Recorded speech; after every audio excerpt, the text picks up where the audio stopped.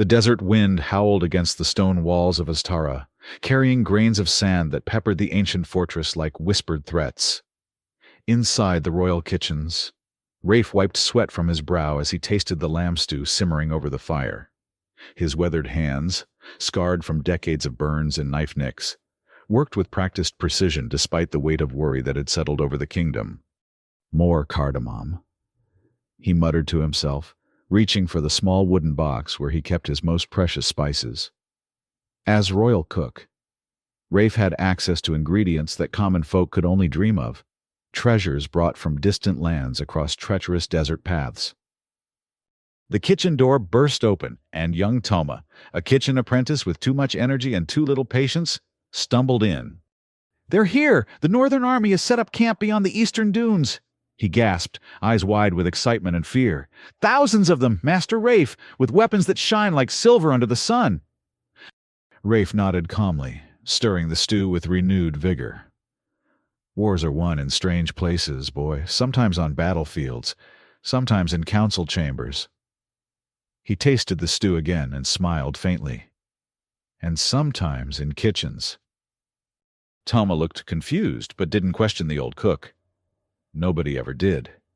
In the hierarchy of the fortress, Rafe was just the man who prepared meals, respected for his skills with food, but hardly considered important in matters of state. The warriors, diplomats, and royal advisors were the ones who shaped history. Cooks merely fed them while they did it. "Go tell Hala I need more onions," Rafe said, dismissing the boy with a flick of his wooden spoon. When Toma had gone, Rafe's smile faded. He moved to the small window that overlooked the vast expanse of desert beyond the fortress walls. In the distance, he could see the enemy encampment, a sprawling mass of tents and banners that had grown each day for a week. The Northern Alliance, they called themselves. 5 kingdoms, united under the banner of expansion and conquest, led by General Garin, a man whose reputation for cruelty preceded him across the continent. Astara, with its strategic position at the edge of the Great Desert and its control of the only reliable water source for hundreds of miles, was an irresistible prize. "You look troubled, Rafe." The soft voice startled him. Princess Selene stood in the doorway, her simple blue dress a stark contrast to the elaborate gowns she wore for court functions.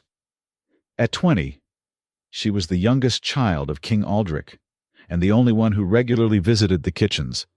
While her older brothers trained with swords and her sisters mastered the arts of diplomacy, Selene found comfort among the aromas of Rafe's domain. "Your Highness." Rafe bowed slightly. "Just counting our blessings. And our stores. The royal kitchens are prepared to feed the court for 2 months of siege. Perhaps 3 if we're careful." "There won't be a siege," Selene said, her voice tight with controlled emotion. "Father has agreed to negotiate. The peace banquet is tomorrow night." Rafe's hand stilled over the pot. "Peace with Garan?" "A treaty. We give them access to our water and trade routes. They give us protection." The word sounded bitter on her tongue. Rafe returned to his stirring, his movements more forceful than necessary. "I see. And your father believes Garin will honor this treaty." "The royal advisors believe it's our only option. We're outnumbered 5 to 1. Selene moved closer, lowering her voice though they were alone. "Father doesn't trust them. But what choice do we have? We can't defeat them in battle." Rafe nodded thoughtfully. "Then I shall prepare a feast worthy of such an historic occasion." "There's more," Selene said, her fingers nervously tracing patterns on the wooden table. "General Garan has specifically requested that you prepare the meal. Apparently, your reputation extends even to the northern courts." "I'm honored," Rafe said flatly. "He's sending over some ingredients tonight, special delicacies from the north for you to incorporate." Selene's blue eyes met his. "Be careful, Rafe. The general is not known for his forgiveness if displeased." After she left, Rafe stood motionless in the center of his kitchen. Around him, copper pots gleamed in the firelight. Herbs hung from the ceiling in neat bundles, and the rich aroma of the stew filled the air. This kitchen had been his sanctuary for 15 years, ever since he'd arrived at Astara's gates, with nothing but the clothes on his back and a pouch of rare spices. King Aldrich had given him a home when he had nowhere else to go. Now that home was threatened, and Rafe was being asked to cook for the man who would subjugate it, the sound of approaching footsteps interrupted his thoughts. A squad of northern soldiers entered his kitchen without ceremony, led by a tall, lean man whose armor was more ornate than the others. Not Garan himself, but someone of rank. "You're the cook?" the officer asked, looking Rafe up and down with undisguised contempt. "I am Rafe, royal chef to King Aldrich," Rafe replied with dignity. The officer snorted. "General Garin sends these for tomorrow's banquet." He gestured, and his men deposited several crates on Rafe's clean work table. "He expects you to feature them prominently in your menu. Consider it an honor. These are delicacies reserved for northern nobility." Without waiting for a response, the officer turned to leave, then paused. "The general has very particular tastes. It would be unfortunate if they were not satisfied." After the soldiers departed, Rafe cautiously opened the crates. They contained exotic ingredients indeed: preserved meats, unfamiliar fungi, and several bottles of potent northern spirits. But it was the small package at the bottom of the last crate that caught his attention, a stack of papers that had clearly been placed there by accident. Rafe unfolded the first document and felt his blood run cold. It was a detailed map of Astara's fortress with notes about weaknesses in the defenses. The second paper was worse, a list of Astaran nobles with annotations about which ones might be sympathetic to northern rule and which should be eliminated immediately after the takeover. The third document removed any doubt about Garan's true intentions. It was a detailed plan for the occupation of Astara, to begin immediately after the peace banquet. While King Aldrich and his court would be distracted by the treaty ceremony, northern soldiers already positioned inside the fortress would open the gates to the main force. The peace treaty was nothing but a ruse. By this time tomorrow, Astara would fall. Rafe carefully refolded the papers and hid them beneath a loose stone in the kitchen floor, a hiding place he'd created years ago for his most valuable spices. His hands trembled, not with fear but with a cold, clear anger he hadn't felt in many years. He had come to Astara seeking redemption, a quiet place to escape his past and the terrible knowledge he carried. For 15 years, he had found peace in the simple act of cooking, of nourishing bodies rather than harming them. He had buried the man he once was beneath layers of flour and spice. But as he looked around his beloved kitchen, imagining it filled with northern soldiers, imagining Princess Celine and the royal family imprisoned or worse, he knew that his past had finally caught up with him. "Just the cook," he murmured. Reaching for a small key he kept on a chain around his neck. "That's all I am? That's all they see?" In the flickering light of the kitchen fire, Rafe's gentle smile hardened into something else entirely, something sharp and dangerous. He unlocked a small chest hidden behind sacks of flour, a chest no one in Astara had ever seen him open. Inside were the tools of his former trade, vials of clear liquids, packets of powders, and a small worn journal filled with formulas and notes. The handwriting was cramped and precise, nothing like the flowing script he used for his recipes. Rafe wasn't just a cook.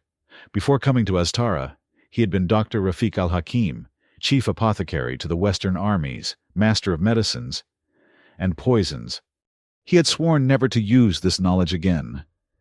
But as he carefully selected several vials and packets from the chest, he realized some oaths mattered more than others. Loyalty to those who had given him a home. Protection of the innocent. "For Astara," he whispered, and began to work. The night passed in a blur of careful measurements and precise preparations. Rafe moved between his hidden chest and the northern ingredients, adding minute amounts of powders to some, treating others with droplets of clear liquids. Nothing that would change their appearance or taste. Rafe was too skilled for such amateur mistakes. By morning, he had completed his preparations and hidden away all evidence of his true work. To anyone watching, he was simply a dedicated cook preparing for the most important banquet of his career. As the sun rose over the desert, casting long shadows across Astara's courtyard, Rafe finally allowed himself a moment of rest. Sitting on a stool in the corner of his kitchen, He closed his eyes and tried not to think about what the night would bring. He must have dozed off because the next thing he knew, Princess Celine was shaking him awake. The concern in her eyes turned to relief when he opened his... "I thought you might have collapsed from exhaustion." She said, "You've been working all night?" "A feast of this importance requires proper attention," Rafe replied, stretching his stiff limbs. "Is there news from the negotiations?" Celine's face darkened. "General Garin arrived an hour ago with his senior officers. He's not what I expected. Charming, in a predatory way. My father doesn't trust him, but the treaty terms are surprisingly favorable." "Too favorable?" Rafe asked carefully. "Perhaps." Celine glanced toward the door to ensure they were alone. "There's something not right about all this. Rafe, the Northern Alliance has all the military advantage. Why offer us such generous terms?" Rafe stood and moved to check one of his simmering pots. "Generosity before conquest is an old tactic, Your Highness. The tiger that purrs before it pounces." "You think they mean to attack despite the treaty?" Celine's voice was barely a whisper. Rafe didn't answer directly. Instead, he asked, "How many Northern soldiers were permitted inside the fortress?" 50, General Garon's personal guard and some servants. The rest remained camped outside. Celine's eyes widened as understanding dawned. "That's still 50 armed men inside our walls." "Strategically positioned, no doubt." Rafe murmured, "I should warn my father." "With what evidence?" Rafe interrupted gently. "The word of a cook who overheard nothing and saw nothing. Would that convince your father to risk offending Garin when the treaty seems to be Astara's only hope?" Celine's shoulders slumped. "No, the council would never listen." She looked up at him with desperate eyes. "What can we do?" The "we" struck Rafe like a physical blow.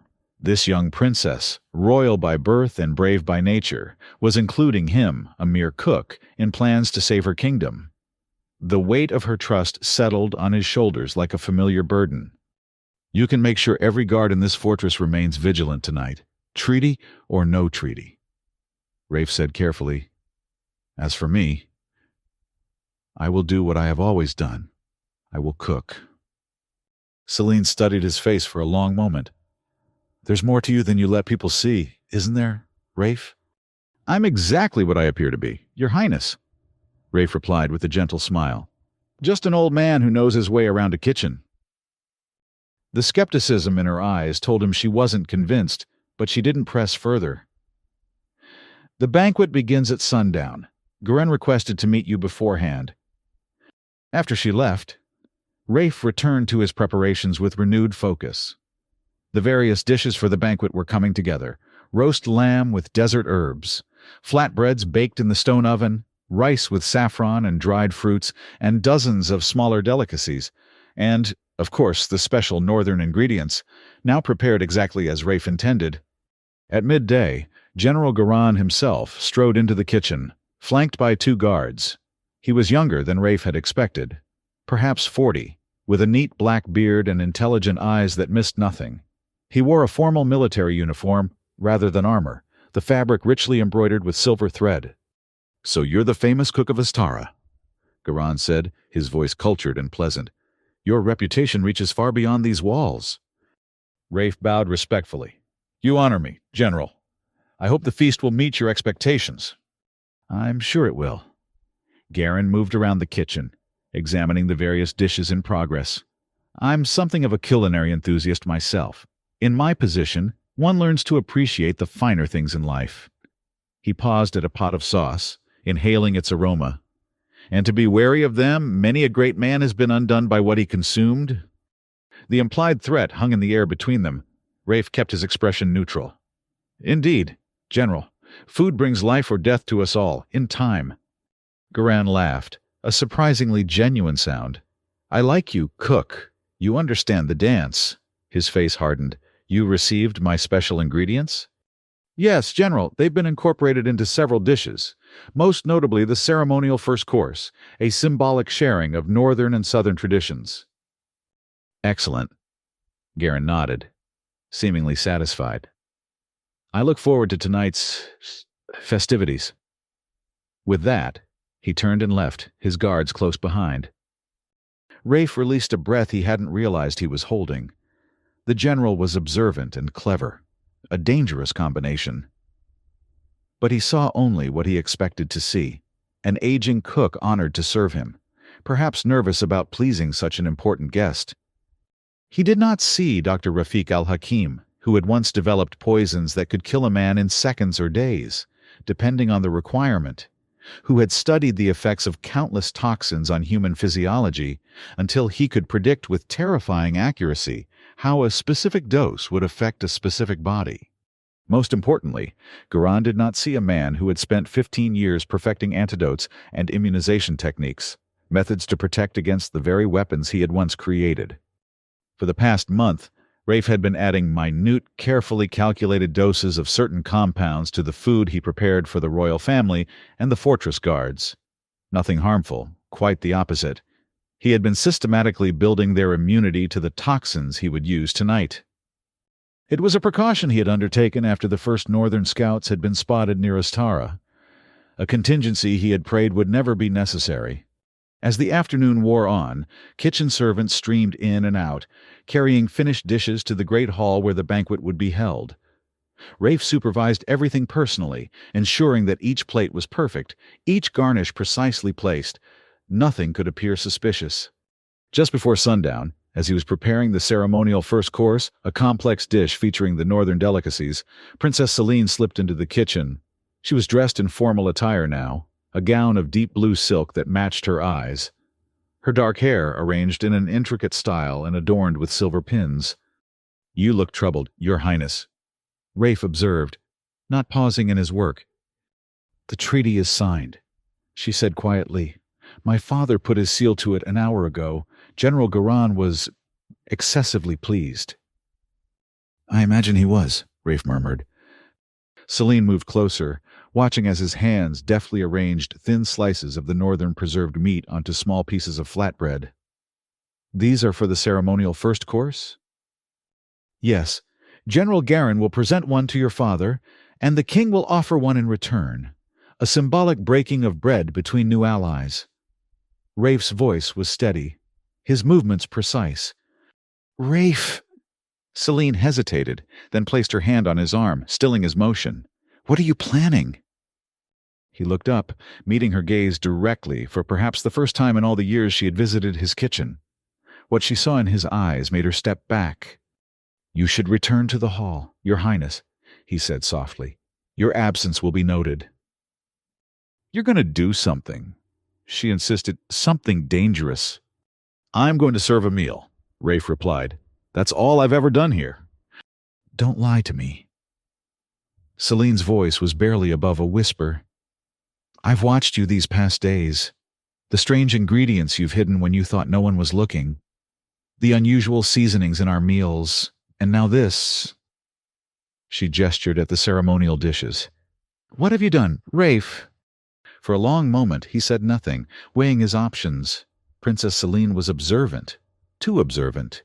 She had seen what no one else had noticed. If she raised an alarm now— "They mean to take Astara tonight," he said finally. "The treaty is a sham. Garen's men inside the fortress will open the gates after the banquet, when our guards are relaxed and the court is celebrating." Celine's face paled, but she showed no surprise. "I suspected as much, but that doesn't answer my question. What have you done?" Rafe looked down at the ceremonial dishes, arranged with artistic precision on their silver platters. "What I had to do, what no one else could do." Understanding dawned in her eyes. "Poison," she whispered. "You've poisoned the food." "Not all of it," Rafe corrected. "Only the dishes containing northern ingredients. Only what Garan and his officers will eat." "And our people, my father?" "Protected. I've been preparing them for weeks." Seeing her confusion, he explained briefly about the immunity he had been building in the Astaran court and guards. Celine listened in stunned silence. When he finished, she asked, "Will it kill them? Garan and his men?" "Not immediately," Rafe said. "The symptoms will begin during the banquet: disorientation, weakness, impaired coordination. By midnight, they'll be incapacitated. None of Garen's soldiers inside the fortress will be able to open the gates for the main force. And then Astara will have a choice. Execute them as the would-be conquerors they are, or hold them hostage to negotiate with the army outside the walls. Rafe's voice hardened. Either way, the fortress will not fall tonight. Celine took a deep breath, her eyes never leaving his face. You were never just a cook, were you? For 15 years, I was nothing but a cook. Rafe answered honestly. Before that, I was something else. Something I tried to leave behind. The sound of trumpets echoed from the great hall, signaling the start of the banquet. Celine straightened her shoulders, a new resolve visible in her bearing. Whatever you were before, Rafe, tonight you are Astara's defender. She reached out and squeezed his hand briefly. I won't betray your plan, but be careful. If Garen suspects... He won't, Rafe assured her. To him, I'm just the cook. The great hall of Astara had been transformed for the peace banquet. Colorful banners hung from the high stone ceiling, and hundreds of oil lamps cast a warm glow over the long tables arranged in a U-shape.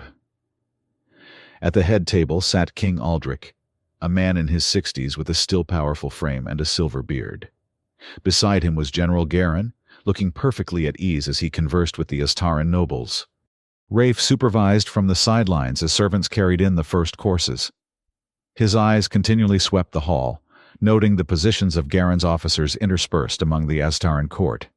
As he had suspected, they were strategically placed, near exits, close to key members of the royal family. The ceremonial exchange went exactly as planned.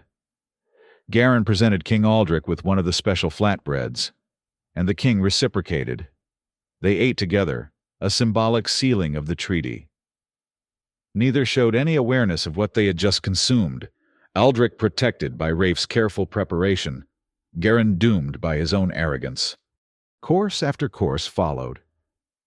Rafe moved between the kitchen and the hall, ensuring that everything was perfect, that no dish was mixed up. The northern officers consumed their specially prepared portions with gusto, commenting loudly on the excellence of the food.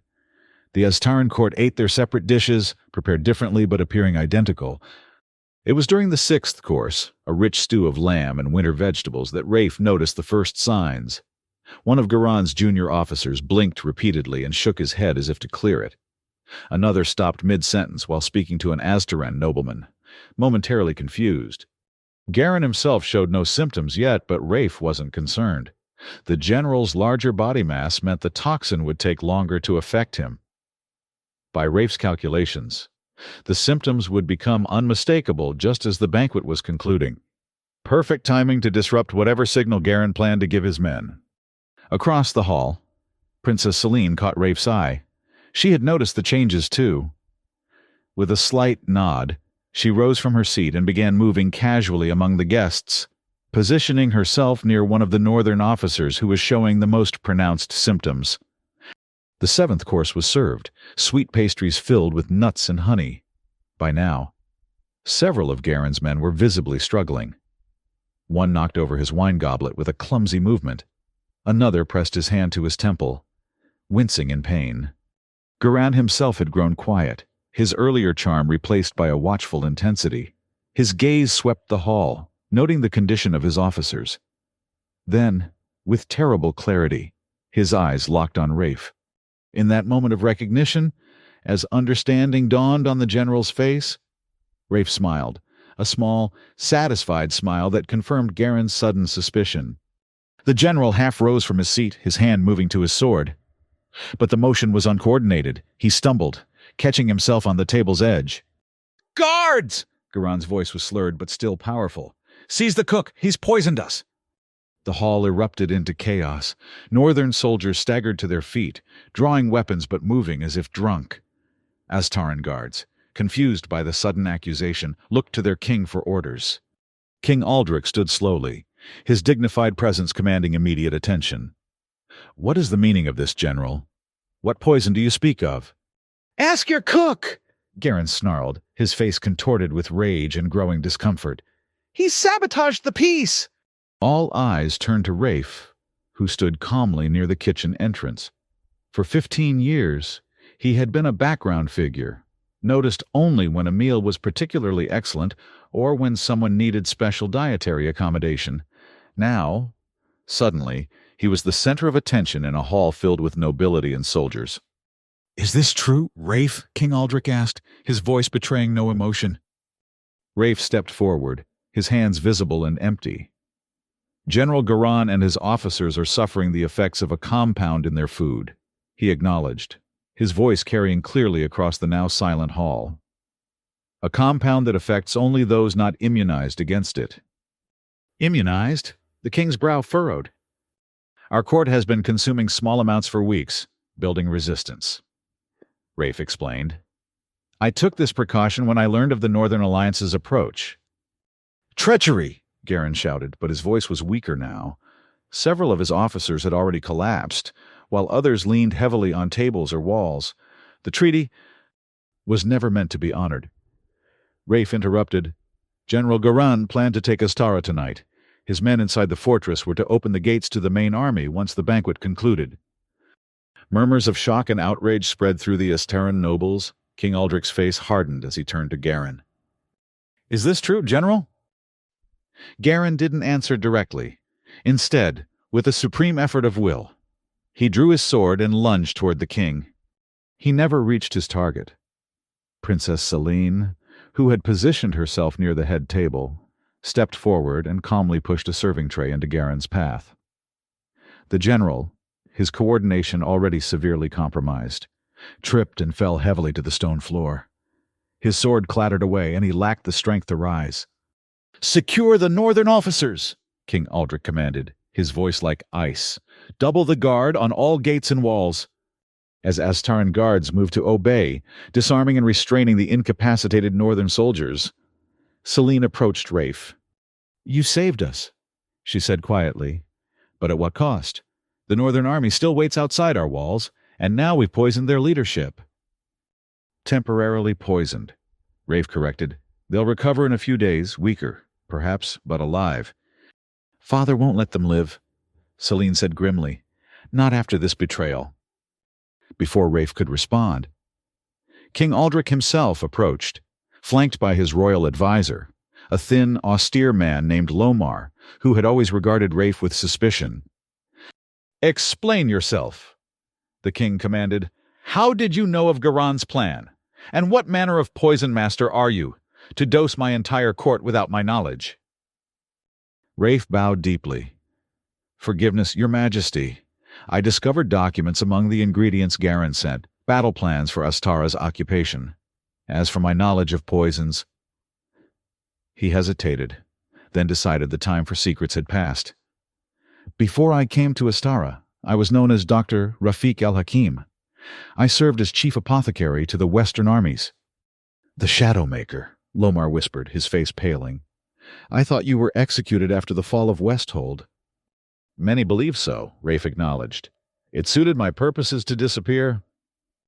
"The Shadowmaker," King Aldrich repeated thoughtfully. "The man who developed the toxins that decimated 3 armies, the most feared poisoner in a generation." "Yes," Rafe said simply. "That was who I was." "And now you serve in my kitchen," the king said with a hint of irony. "Preparing meals instead of poisons." "Until tonight," Rafe corrected, "when I returned to old habits for Astara's sake." The king studied him for a long moment. "You acted without authority. You risked the lives of everyone in this hall with your schemes." "I did," Rafe admitted, "and I would do so again. Astara gave me a home when I sought only anonymity. I could not stand by and watch it fall."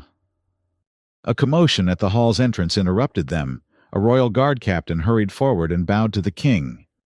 "Your Majesty, riders approach from the east. They bear the banner of Solaris." Murmurs swept through the hall. Solaris, Astara's southern neighbor, had maintained careful neutrality as the Northern Alliance expanded its territory. "How many?" the king asked sharply. "A small contingent, perhaps 20. Their leader requests an immediate audience." King Aldrich straightened his robes. "Very well. Bring them in." He turned to Rafe. "We will continue this discussion later. For now, you have my gratitude. However, Unorthodox your methods. As the king returned to the head table, Selene lingered. Shadowmaker? She asked quietly. Rafe's face showed a flicker of old pain. A name given by enemies, one I hoped never to hear again. Yet you used those skills to save us. Sometimes old sins find new purpose, Rafe replied. The eastern doors opened, and a small delegation entered. Their leader, a tall woman in the midnight blue uniform of a Solaris ambassador, strode forward with confidence. Her gaze swept the hall, taking in the collapsed northern officers and the tense atmosphere. King Aldrich, she bowed formally. I am Ambassador Thalia of Solaris. My sovereign sends greetings and... She paused, surveying the scene again. It appears we arrive at an interesting moment. Ambassador. The king inclined his head. Solaris has been silent throughout the Northern Alliance's expansion. Why come now? Because we have confirmed what we long suspected. Thalia replied, The Northern Alliance has been quietly assassinating rulers who refuse their terms, replacing them with puppets. 3 kingdoms have already fallen this way. She gestured toward the incapacitated Garen. I see you've discovered their true nature yourselves. Thanks to an unexpected source, the king acknowledged, with a glance toward Rafe. Thalia followed his gaze, her eyes widening slightly as they rested on the cook. Not so unexpected, perhaps. Solaris has heard rumors that the legendary Shadowmaker found sanctuary in Astara. She smiled faintly. We've been watching your fortress with greater interest since learning that. You knew? King Aldrich's voice was sharp with surprise. And said nothing? We suspected. Thalia corrected, and judged it none of our concern, so long as his talents remained dormant. She looked at the northern officers being dragged from the hall. Though it seems dormancy has ended rather spectacularly. What does Solaris want? Lomar asked suspiciously. You wouldn't come merely to share intelligence. Indeed not. Thalia agreed. I come with a proposal. The Northern Alliance threatens all independent kingdoms. Separately. We cannot stand against them. Together? She left the implication hanging. An alliance of our own. Selene said, stepping forward. Solaris, Astara, and who else? 3 other kingdoms thus far. Thalia replied, with Astara, we would control the entire southern trade route, and with your specialized talent. She nodded toward Rafe. We would have a unique advantage. All eyes turned to Rafe once more. The cook, who was not just a cook, stood quietly, his weathered hands clasped before him, his face unreadable. You ask me to return to a life I abandoned, he said finally. To become again what I fought for 15 years to forget. I ask you to help us save countless lives, Thalia countered, to use your knowledge defensively, to protect rather than harm. The choice is yours, Rafe. King Aldrich said, You have served Astara faithfully. If you wish to remain simply our cook, so be it. Rafe looked around the great hall, at the nobles and guards who had consumed his food for years, never knowing the man who prepared it. At Princess Selene, who had seen beyond his careful facade. At the unconscious form of General Garen, whose arrogance had brought him low. I will help, he said at last, but on my terms. I will train others in defensive measures, antidotes, immunizations, detection methods. I will not create weapons. Agreed, King Aldrich said immediately. Thalia nodded her acceptance as well. Then it seems we have the beginning of an alliance. The king continued, addressing the ambassador. Let us discuss terms while our northern guests are secured. As the discussions began in earnest, Selene drew Rafe aside. Are you certain about this? It means stepping back into the light, becoming known again. The Shadowmaker is already a ghost story, a boogeyman to frighten young apothecaries, Rafe said with a wry smile. Perhaps it's time he became something else, a shield rather than a blade. You'll still cook, though? Selene asked with sudden concern. Your lamb stew is the only thing that makes winter in this fortress bearable. Rafe laughed, a genuine sound that few had ever heard from him. Yes, Your Highness, I'll still cook. Some habits are too precious to abandon. 3 months passed. The fortress of Astara had transformed from a kingdom under threat to the centerpiece of the new Southern coalition.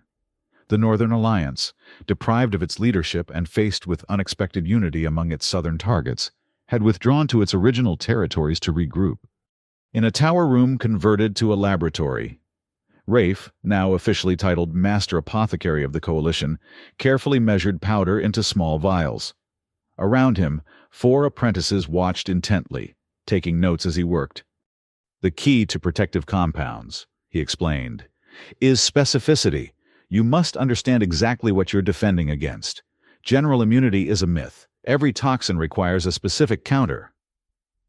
A knock at the door interrupted the lesson. Princess Celine entered, now dressed in the formal attire of Astara's ambassador to the coalition. "Master Rafe," she greeted him with the formal title he still found uncomfortable. "The council requests your presence." Rafe nodded to his apprentices. "Continue with the measurements. We'll test the results tomorrow." He wiped his hands on a cloth and followed Celine into the corridor. "Council meetings bore you," she observed as they walked. "You still prefer your kitchen to the council chamber." "Politicians talk, cooks do," Rafe replied simply. "And yes, I miss my kitchen. The new cook overcooks the lamb." Celine laughed.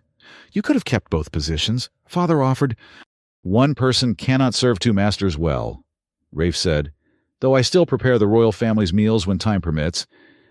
They reached the council chamber, where representatives from all 5 coalition kingdoms waited around a large stone table.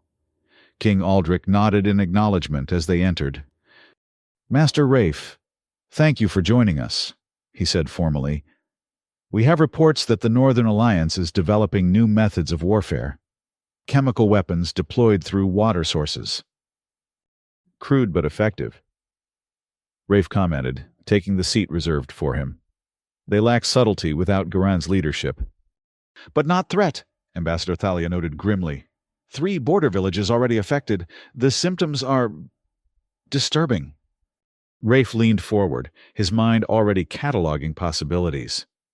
"Describe them precisely." As Thalia detailed the reports, Rafe felt a familiar focus descend upon him.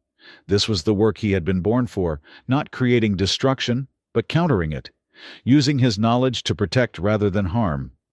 The meeting continued for hours. Strategies debated, intelligence shared. Through it all, Rafe listened more than he spoke, observing the political currents that flowed around the table. When he finally offered his assessment and recommendations, the room fell silent in attention. It was nearly midnight when the council adjourned.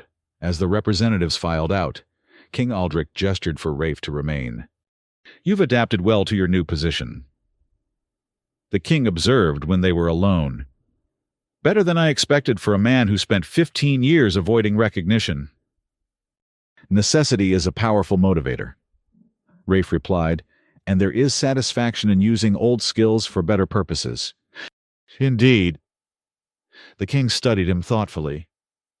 "You never told me why you left the Western armies, why the Shadowmaker disappeared." Rafe was silent for a long moment. "I created weapons I believed would be used defensively," he said finally, "to protect cities, to end conflicts quickly with minimal bloodshed. Instead, my work was used to slaughter indiscriminately. Civilians, children, entire communities." "So you fled?" "After destroying my records and sabotaging the program, yes." Rafe's voice was steady, but old pain shadowed his eyes. "I sought anonymity because I knew the price on my head. I sought redemption through simpler service. And found it in my kitchens," the king finished. "Only to return to your old arts when needed most." "Life moves in circles," Rafe acknowledged. "Though this time I control how my knowledge is used." King Aldrich nodded thoughtfully. "The coalition needs you, Rafe. But never forget that you are more than your skills, more than your past." He smiled slightly.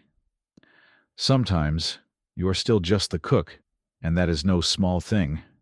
Later that night, Rafe stood on the fortress walls, looking out over the moonlit desert.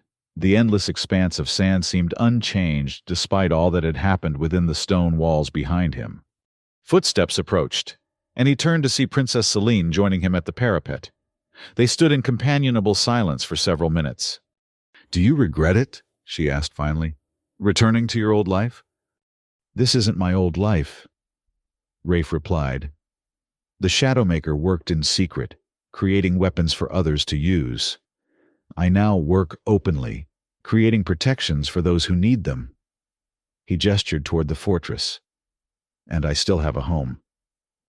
"You'll always have a home in Astara," Celine assured him, "whether as Master Apothecary or Royal Cook or both." Rafe smiled, a genuine expression that had become more frequent in recent months. "Then I have more than I ever hoped for when I arrived at your gates 15 years ago." "And Astara has more than it hoped for when it took in a wandering cook." Celine replied, "A defender no one expected." The desert wind picked up, carrying the scent of sand and distant rain. Somewhere beyond the horizon, the Northern Alliance plotted and planned. But here, within the ancient walls of Astara, a former maker of shadows worked in the light, turning his terrible knowledge toward protection rather than harm. Rafe inhaled deeply, savoring the desert air that had become as familiar to him as the scents of his kitchen. Tomorrow would bring new challenges, councils to advise, apprentices to teach, compounds to develop. But tonight, in this moment of quiet reflection, he was at peace with the circular path his life had taken. He had been just the cook until necessity demanded more. Now he was both more and less than the Shadowmaker of legend, a man who had found his true purpose not in wielding power, but in protecting those who had given him a home. As the moon cast long shadows across the desert sands, Rafe turned away from the parapet. "I should check on my laboratory," he said, "and perhaps visit the kitchens afterward. The new cook could use some guidance on proper lamb stew." Celine laughed. "Always the cook at heart."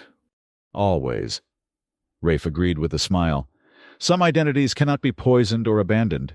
They become who we truly are." Together, they walked back into the fortress, leaving the silent desert to its ancient vigil. Behind them, lights burned in windows, signs of life and civilization against the wilderness. And in those lights, the promise that what had been built would be defended by sword and shield, by diplomacy and alliance, and by the quiet, deadly knowledge of a man who had once been just the cook,